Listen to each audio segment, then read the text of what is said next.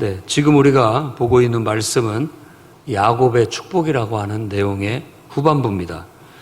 일단 야곱에게는 네 명의 부인이 있었는데 그 첫 번째가 레아였고, 그리고 라헬, 그리고 그들의 각각의 종 빌하와 실바, 이 두 여종을 통해서 또 후손이 있어서 총 12명의 아들을 갖게 되었습니다. 이제 야곱이 임종을 맞아 죽기 전에 자식들을 다 불러 모으고 자식들의 후일에 될 일에 대해서, 미래에 대해서 말한다라고 시작하면서 그 자녀들을 한 사람 한 사람 이름을 불러가면서 그들에 대해서 어떤 미래의 교훈을 주고 있습니다. 예언도 되고 근데 내가 죽지만 너희들은 이렇게 살아라 라고 하는 교훈이 담긴 예언을 하게 되고, 그것은 아버지의 한없는 자녀들을 향한 축복으로 나타나게 되었습니다. 그래서 오늘 28절에는 그렇게 얘기합니다. 바로 그들 각 사람의 분량대로 축복하였더라 라고 그렇게 얘기합니다. 오늘은 실바, 그리고 빌하, 라헬 각각 이 세 부인이 2명씩의 아들을 낳았습니다. 그래서 6명이에요.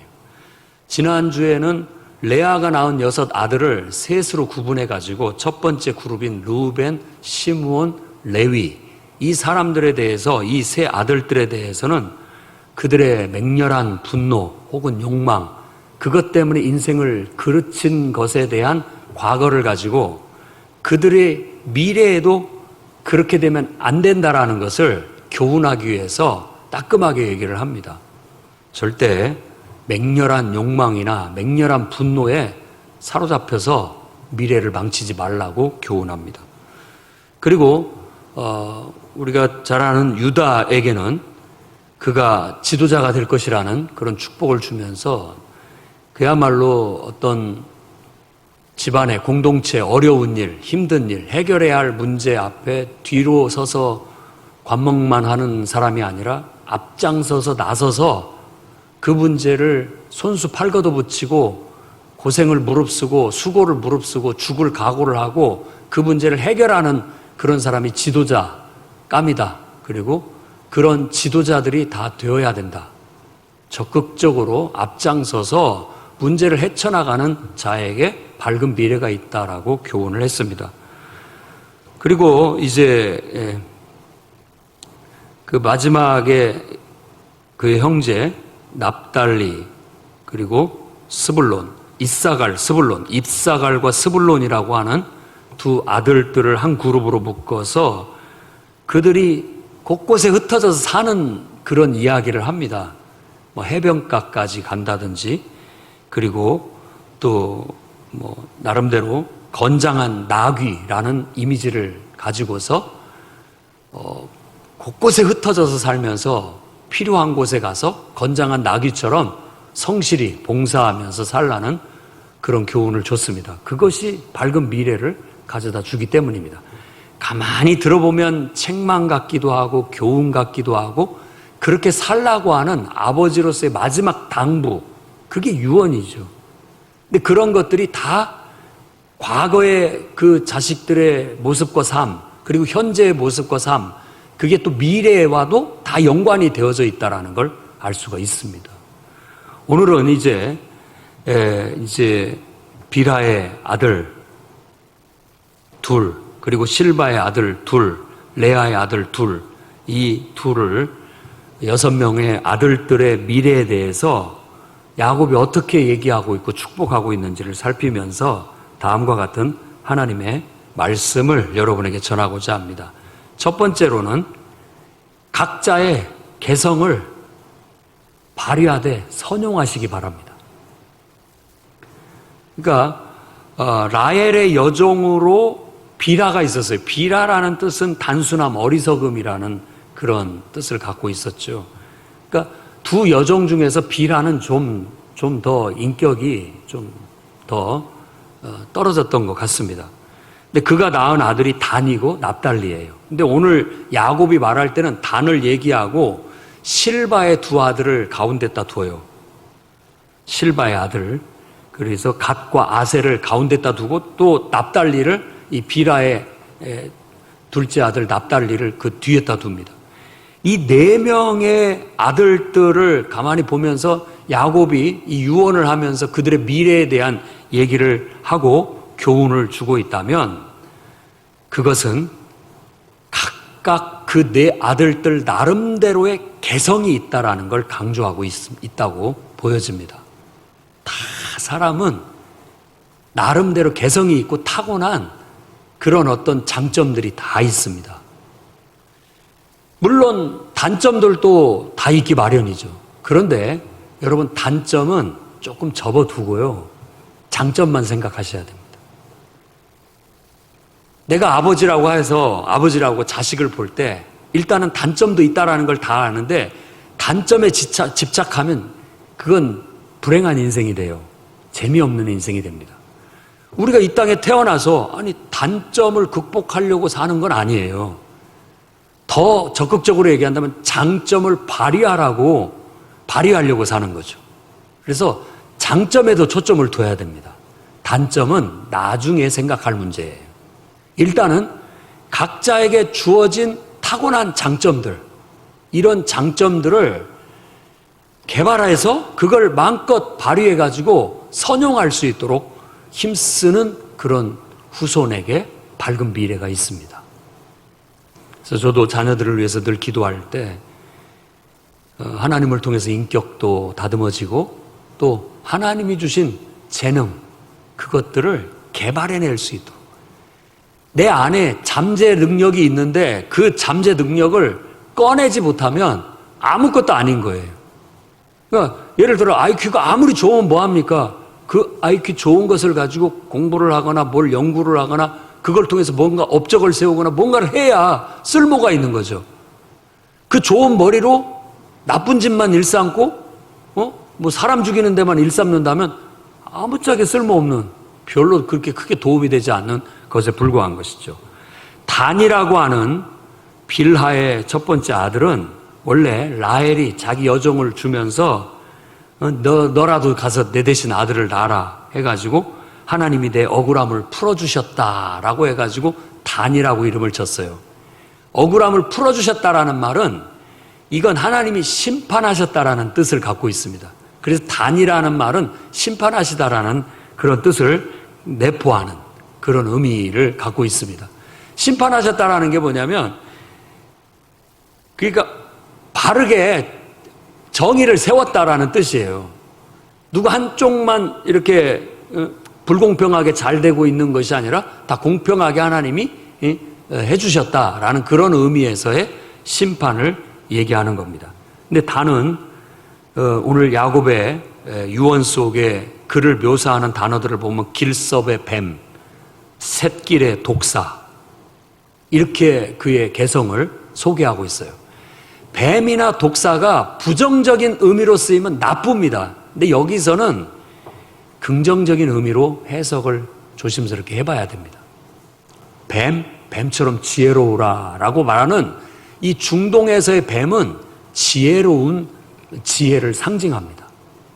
지혜를 상징해요. 그래서 뱀처럼 지혜로우라는 그런 속담이 있게 된 거예요. 뱀이 약한 동물이에요. 우리는 무서워하지만 사실은 조그만하잖아요. 물론 큰 뱀도 있습니다만은 그럼에도 불구하고 무시할 수 없는 거예요. 뱀을 무시할 수가 없습니다. 오늘 이 뱀이 말을 물어가지고 말을 사람이 떨어지게 만들었다라고 하는데 얕잡아 볼 수 있는 존재가 아니에요. 그러니까 어떤 의미에서 우리를 신앙에서 타락시키고 하나님과의 관계를 속여서 망가뜨리고 하는 그것도 뱀이 하는 역할로 성경에서는 유추하고 있습니다만은 뱀을 긍정적인 의미로 본다면 지혜로운 거예요. 그리고 작지만 무시할 수 없는 존재, 그런 거예요. 예, 사람이 다 그래요. 누구도 무시할 수 있는 사람이 없습니다. 다 나름대로 쓸모가 있고요, 나름대로 장점이 있어요. 그러니까 그런 것들을 발휘해야 돼요. 그래야 존재 의미를 갖게 되고 존재 가치를 갖게 되는 겁니다. 늘 뒤로 빼고 나서지 않으려고 하고 뭔가 해내지 않게 된다면 내 존재 가치를 증명할 수가 없는 거죠. 내가 초라해 보이고 못나 보이고 약하고 별거 없는 거 보여도 나도 그래도 뭐 하나는 있다. 내가 물 줄도 알고 때로는 내가 뭐 어떻게 깜짝 놀래게도 만들 수 있고 나름대로 능력이 있다, 힘이 있다라는 걸 보여줄 수 있어야 됩니다. 그럼으로써 나름대로 존재 가치를 발휘하게 되면 그들의 인생의 미래는 밝습니다. 그러나 자기 개성을 드러내지 못하고 그것을 풀어내지 못하고 발휘하지 못하고 자꾸만 웅크러들게 된다면 아무리 그 사람이 착하고 선하고 좋아도 그 값어치를 인정받을 수가 없어요. 착한 거하고는 별개입니다. 사람이 순하고 부드럽고 따뜻하게 대해주고 친절하게 대해주는 것과 자기의 존재의 가치, 자기 능력을 발휘하는 건 별개의 문제예요. 자기의 존재의 가치나 자신의 개성이나 능력을 발휘해야 쓸모가 있고, 이 사람이 이런 면이 있구나 라고 생각을 해서 어디에든지 필요에 따라 사용될 수가 있게 돼서 그 존재 가치가 드러나게 되는 겁니다. 단은 바로 그런 의미에서는 길섭의 뱀, 곧 깜짝 사람을 놀래키는 뱀이기도 하고 새끼의 독사같이 때로는 물어서 결국은 사람을 떨어뜨릴 수 있는 그런 능력을 가진 존재라는 거예요. 그러면서 단이라는 심판에 대한 이미지를 가지고 갑자기 야곱이 무엇을 느꼈는지는 모르지만 하나님 앞에 기도를 드립니다. 여호와여, 나는 주의 구원을 기다리나이다 라고 그렇게 얘기를 하는 거예요. 심판하면 떠오르는 게 하나님의 구원입니다. 하나님의 구원. 근데 우리 모든 하나님이 지음을 받은 모든 사람들을 통해서 하나님은 심판도 하시고 또 하나님은 하나님의 역사를 이루어 나가시는 거예요. 그러니까 때로는 내가 여러분을 심판합니다. 때로는 여러분이 나를 심판하는 거예요. 그래서 이스라엘 중에 그들을 심판할 거라고 단이라는 그 이름의 어떤 묵상과 함께 정말 임종을 앞둔 속에서 막 하늘이 열리고 계시가 임하면서 그런 함축적인 아주 그 깊이가 있는 이런 말들을 늘어놓게 되는 겁니다. 굉장히 영적인 깊이가 있는 말들인 거예요. 그냥 하는 말이 아닙니다. 우리는 각자가 나름대로 자기 역할을 하게 되면요, 그 사람은 누군가에게 심판이 됩니다. 내가 내 역할을 하면 그것이 누군가에게 심판이 된다니까요. 그리고 또 누군가는 나에게 심판을 내려요. 그런 어떤 역경 속에서 하나님의 뜻이 이루어지고 종국에는 하나님의 구원이 성취되게 될 거예요. 그러니까 우리가 하나님의 창조를 믿고 산다면 여러분 나름대로의 존재 가치, 의미를 의심하지 마세요. 그리고 여러분 나름대로의 개성, 내가 할 수 있는 능력, 내가 할 수 있는 일, 그걸 아주 독사처럼 발휘를 하세요. 영향력 있게, 힘 있게, 뭔가가 나타나게, 효과가 탁 나타나도록 하시라고요. 어디서든지. 가정에서도 그러고, 교회에서도 그러고, 여러분이 속한 어떤 동호회든 단체든 어디서든지 여러분 나름대로의 존재 가치, 그 능력을 발휘하고 사세요. 그건 사람이 좋고 나쁘고 이런 게 아닙니다. 때로는 심판할 때는 심판이 내가 의도하는 게 아니에요. 하나님이 심판하시는 거예요. 나를 통해서 역사하시는 거죠. 그런 일들이 일어나게 되는 겁니다. 근데 그런 것들을 우리가 정확히 하지 못하게 되면 이것도 아니고 저것도 아니고 물도 아니고 술도 아니고 이럴 수 있어요. 그러다 보면은 우리의 존재 가치나 활동 영역이나 영향력이 너무나 미미해서 우리 인생이 좁아들어 버릴 수가 있습니다. 저는 내가 아버지고 죽어가는 마당에 자식들이 그렇게 살기는 바라지 않습니다.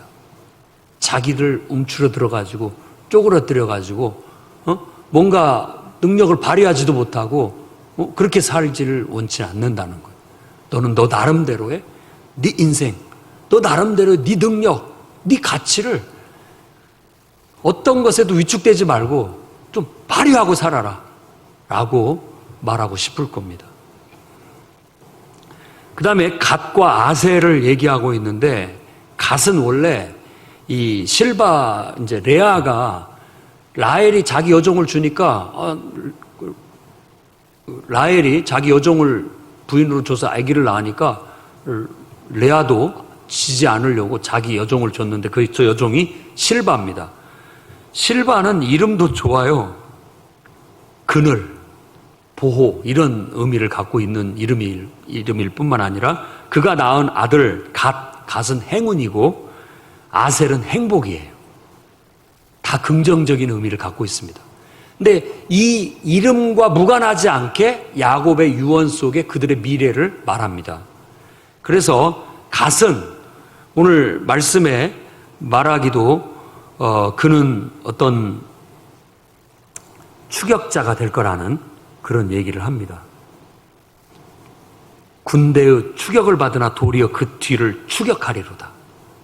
뭔가 그게 이 갓이라고 하는 어떤 행운이죠. 추격을 받는데 다시 그걸 이겨내가지고 또 추격해 나가는 그런 어떤 기질, 그런 성격, 그런 습성을 가지고 있다라는 거예요.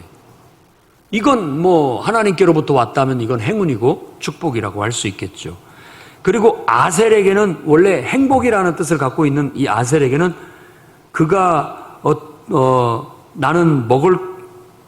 아셀에게서 나는 먹을 것은 기름진 것이라 왕의 수라상을 차리리로다.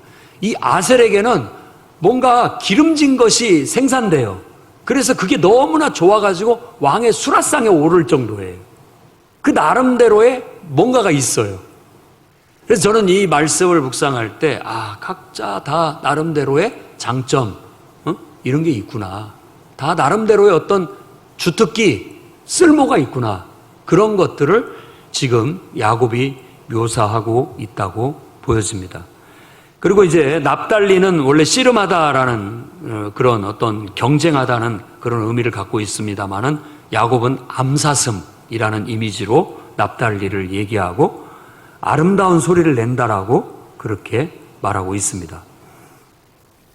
이런 것을 구체적으로 다 뭘 의미해서 얘기했는지는 모르겠습니다만은 아버지가 자식을 보면 나름대로의 그 개성, 특징을 이런 짐승에 빗대요. 나름대로 얘기했다라고 보고 다 나름대로의 그런 개성과 장점과 능력을 가지고 있다라고 말하고 있는 거예요. 그래서 저는 이 말씀을 통해서 우리도 교훈을 얻는다면 하나님께서 우리를 이 땅에 던지셨을 때, 이 땅에 태어나게 하셨을 때 다 나름대로의 능력, 개성, 특기 다 주셨어요. 나름대로 아름다움, 나름대로의 장점 다 갖고 있어요. 그것을 빨리 발견하시고 그걸 뽐내면서 사시기 바랍니다. 그걸 발휘하면서 살아야 되는 거예요. 그런데 한 가지 여기서 단이라고 하는 사람에 있어서 경침이 있습니다. 그건 뭐냐면은 만일 이런 개성들을 선용하지 않게 된다면 뿌리채 뽑힐 수 있다라는 거. 그래서 단이라는 그 아들에 대해서 얘기할 때 여호와여 나는 주의 구원을 기다리나이다라고 말했는데 뭔가 더 깊은 의미가 있는 듯한데 계시록 7장 5절에서 8절에 마지막 때 이 요한이 12지파를 얘기할 때 단지파가 빠져 있어요. 그리고 단지파의 역사를 보게 되면 원래는 유다지파 그 위쪽에 조그마한 땅이 있었는데 그 땅이 너무 좁아가지고 작은 부족일 뿐만 아니라 땅이 작다 보니까 계속 북쪽으로 올라가요. 북쪽으로 올라가. 그런데 나중에는 단지파에 대한 언급이 없어짐으로써 단지파가 어디에 흡수됐거나 없어지지 않았느냐라고 그렇게 추정들을 하게 되는 겁니다. 저는 이런 걸 봤을 때 우리에게 주신 장점, 개성들을 선용하지 않고 악용하게 되면 단지파가 우상숭배에 빠지고 결국은 하나님 백성으로서 정체성을 상실해버리고 잃어버림으로써 결국은 역사 속에 사라진 것이 아닌가라고 볼 수 있다는 겁니다. 우리도 우리 개성이나 우리 장점을 잘못 사용하게 되면 이 사회 속에서 도태당하고 없어지게 합니다. 그러니까 신중하게 아무리 좋은 장점이고 개성이라 할지라도 그걸 바르게 쓰는 법을 배워야 되고 선용하는 법을 배워서 활용하게 된다면 여러분들의 미래는 밝고 환하겠지만 그런 것들을 함부로 사용하게 되고 악용하게 되면 어쩌면 그 개성 때문에 그 장점 때문에 죽임을 당하거나 도태당하거나 사라질 수 있다는 점도 명심하셔야 된다는 겁니다. 자, 그 다음에 이제 두 번째로는 무성한 가지처럼 힘껏 뻗어나가시기 바랍니다. 야곱이 요셉에 와서는 무성한 가지처럼 뻗어나갈 것에 대한 축복을 한껏 부어줍니다. 그러니까 어찌 보면 유다하고 이 요셉에게 축복을 다 부어주는데 요셉에게 자식들에게 빌어줄 모든 복을 다 언급합니다. 12아들들은 우리 안에 있는 12가지의 속성이라고 말할 수 있습니다. 내 안에는 정말 루벤 같은 것이 있고 시므온, 레위 같은 그런 속성도 있고 유다 같은 속성도 있고 다 이런 나름대로의 속성들을 다 가지고 있는 거예요. 그러니까 그런 데 있어서 우리가 교훈을 얻어서 버릴 건 버리고 장점은 살리고 해서 우리의 미래를 밝게 만들어 나가야 되고 내가 그렇게 뿌리를 내려놓고 씨를 뿌려놔야 우리의 자녀들도 따라가게 될 것이고 후손들도 따라가게 돼서 정말 명문가를 이룰 수 있고 그 우리의 후손들의 미래까지도 우리가 밝게 우리가 씨를 뿌릴 수 있고 뿌리를 내릴 수 있다라고 그렇게 여겨야 됩니다. 요셉이 무성한 가지라는 이미지를 통해서 그가 막 쭉쭉쭉 뻗어나가는데 담을 넘었다고 해요. 이 담을 넘었다라는 것도 부정적인 의미로도 쓰일 수 있지만 여기서는 긍정적인 의미예요. 원래 막 못 자라게 딱 막아놓고 다 잘라냈어요. 그럼에도 불구하고 넘어섰어요. 그를 죽이려고 막았지만 결국은 그 한계, 장애물을 뛰어넘고 넘어가 버렸단 말이에요. 요셉은 그런 과거를 가지고 있고 그런 현재를 살고 있고 그의 후손들도 그런 미래를 바로 축복하고 있는 거예요. 어떤 역경과 어려움, 우리 앞에 있는 장애물은 장애물일 뿐입니다. 그것 때문에 우리가 못한다라는 것은 어떻게 보면 나약한 변명에 불과한 거예요. 오히려 그럴지라도 해내는 것이 오늘 이 요셉에게 주어진 축복입니다. 넘어서야 됩니다. 담을 넘어서야 되는 거예요. 여러분을 가로막고 있고 얽어매고 있는 그 한계를 넘어서십시오. 그래서 정말 무성한 가지처럼 힘껏 마음껏 뻗어나가는 그런 인생이 되기를 바랍니다. 모든 자녀에게 바라는 바일 거예요. 하나님께서도 여러분에게 바라는 바일 겁니다. 장애물이 있다고 위축되고 두려워하고 무서워하고 이런 것이 아니라 당당하게 장애물이 있어도 최선을 다해서 극복해 나가고 넘어서라. 한계를 넘어서라. 장애물을 뛰어넘어라 라고 말하고 있는 것과 같습니다. 그래서 말씀에는 가장 긴 구절들을 할애해서 바로 포괄적인 축복을 쭉 나열하는데 하늘의 복, 샘의 복, 젖먹이는 복, 태의 복, 선조의 모든 복보다 더 나은 복을 받기를 바랬던 거예요. 그래서 여러분 자녀들을 위해서 기도하십시오. 우리보다 더 나은 삶을 살 수 있도록. 내가 받은 복보다 더 그것을 기반으로 해서 부모를 기반으로 해서 더 큰 성취를 이루고 더 큰 인격을 키워내고 더 능력 있는 삶을 살 수 있도록 부모를 기반으로 해서 날아올라라, 뻗어나가라 라고 축복해 줄 수 있어야 되겠습니다. 우리의 기도가 돼야 되겠고 그렇다면 우리 자녀들도 그렇지만 나도 마찬가지거든요. 나도 내 부모를 통해서 또 하나님을 통해서 오늘 요셉이 그렇게 축복을 받았다라는 것에 대한 언급에 이 야곱이 하는 말은 바로 이 모든 것이 하나님의 목자의 손을 힘입었다. 하나님의 손을 힘입어서 그렇게 뻗어나갈 수 있었다라는 거예요. 부모는 하나의 목판이 될 수도 있겠지만 우리의 자녀들이 더 더 성장하고 한계를 뛰어넘고 더 뻗어나가기 위해서는 하나님의 능력을 끌어쓰는 법을 배워야 됩니다. 우리가 예배나 기도나 하나님을 믿는 믿음을 통해서 하나님의 능력에 접근을 하고 그 능력을 끌어당겨 쓸 수 있는 그런 신앙을 터득하기만 한다면 저는 요셉처럼 무성한 가지처럼 막 뻗어나가리라고 믿어요. 이렇게 좋은 길이, 축복된 길이 있는데도 그걸 깨닫지 못하고 자꾸만 자기 힘을 의지하려고 하고 자기의 짧은 꾀로 뭔가를 해보려고 하다가 실패하는 일들이 많습니다. 안타까운 현실이죠. 저는 정말 모든 사람들이 하나님을 믿는 이 믿음, 예수 그리스도 안에 있는 믿음을 통해서 각자 인생의 최고의 가치를 창조하면서 막 승승장구하고 뻗어나가기를 바랍니다. 교회 나오면서 예수 믿으면서 내가 뭐 세상에 이제 난 미련 벌었다, 난 축복받기를 원해, 이런 것은 별개인 거예요. 내가 하나님 앞에 성실하고 충실하고 내 삶을 하나님 대하여서 충실히 살면 하나님께서 요셉처럼 이렇게 뻗어나가도록, 정말 한계를 넘어서도록 하나님이 복을 내려주신다라는 것을 믿으시기 바라요. 이건 우리들의 그냥 막 그걸 이루기 위한 목표, 욕심에 몸부림쳐서 이루는 것이 아니라 우리가 하나님을 바르게 섬기고 바른 태도로 우리의 삶을 살고 적극적이고 진실하게 삶을 살았을 때 이와 같은 결과들이 주어질 수 있다라는 걸 말하고 있는 거예요. 그래서 하늘의 복, 샘의 복, 젖먹이는 복, 태의 복, 선조의 모든 복보다 더 나은 복이 나에게 그리고 우리 자녀들에게, 후손에게 그냥 쏟아 부어질 수 있도록 우리도 마음껏 기도하고 복을 빌고 하나님 앞에 갈 수 있었으면 좋겠습니다. 그래서 하나님 나라에 가서도 우리 자녀들이 그런 내 유언에, 내 기도에 잘 순종하고 살아가는지를 지켜보면서 기뻐할 수 있는 그런 은혜가 있으면 좋겠습니다. 마지막으로 세 번째로는 이리처럼 악착 같아라 라고 말씀드리고 싶어요. 베냐민은 원래 벤야민은 오른손의 아들이란 뜻입니다. 그런데 그 라헬이 그 아이를 낳고 죽을 때 그 아이를 품에 안으면서 죽어가면서 외쳤던 이름이 벤오니예요. 오니. 아이고 불쌍한 자식, 이렇게 하고 죽었단 말이에요.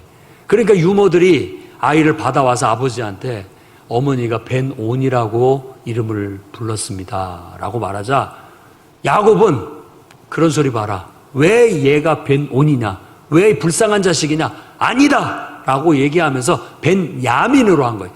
야민은 오른손이란 뜻이에요. 벤은 아들이고 오른손의 아들이다. 이 오른손이라는 건 힘, 능력, 그걸 말하는 거예요. 불쌍한 자식이 아니라 힘 있는 자식이다. 이렇게 이름을 붙인 그 과거가 있어요. 그리고 그의 현재도 그런 모습이라고, 그런 성격이라고 묘사하면서 그의 미래도 그렇게 되기를 바라고 있는데, 바로 물어뜯는 일이라고 베냐민을 묘사합니다. 그럼 이것도 나쁜 의미로 쓰면 나쁜 거잖아요. 근데 지금 이건 야곱의 축복이니까 긍정적으로 보자고요. 사람이, 여러분의 자식들이 살면서 정말 어쩔 때는 정말 악착 같은 그런 맛으로 세상을 살아야 된다라는 교훈을 주고 싶을 때가 있을 겁니다. 물어뜯는 이리처럼 좀 악착같이 살아라. 조금 힘들다고 주저앉고 그저 돌아서고 도망다니고 그러지 말고, 이 이리는 떼거리로 다니잖아요. 떼거리로 물어뜯잖아요. 그러니까는 사자들도 맹수들도 함부로 하지를 못하는 거예요. 한번 물면 놓지를 않고 막 물어뜯고 끝까지 쫓아다니고, 그러니까 이건 악착 같은 맛이 있어야 된다라는 걸 긍정적으로 교훈하고 있다고 봅니다. 저는 야곱이 마지막으로 자손들에게, 아들들에게 다 나름대로 개성을 발휘하고 나름대로 하나님의 축복을 받고 잘 살기를 바라면서 마지막 어떤 교훈이 좀 악착같이 살아라 라고 말하는 것 같아요. 그러면 우리에게 더 나은 미래, 더 밝은 미래가 찾아올 것이다 라는 거예요. 12 아들들을 통해서 야곱이 마지막 유언을 남기며 자식들이 이렇게 살아주기를 바라는 간절한 바람을 담았다고 저는 보여집니다. 이런 말씀들을 통해서 오늘 말씀을 따라 여러분들이 각자 주어진 개성, 장점 마음껏 발휘하되 선용하시기 바랍니다. 무성한 가지처럼 부모의 축복을 받고 하나님의 축복을 받아 하나님의 능력을 힘입어 마음껏 힘차게 뻗어나가시기를 바랍니다. 때로는 정말 이 악하고 패역한 험한 세상에 살더라도 악착같이 살아내십시오. 그러면 여러분에게 밝은 미래가 찾아오게 될 것이고 어느 날 우리는 정말 하나님의 구원의 기쁨의 감격 속에 노래하고 찬양할 날이 찾아오리라 믿습니다. 기도하겠습니다. 거룩하신 주님,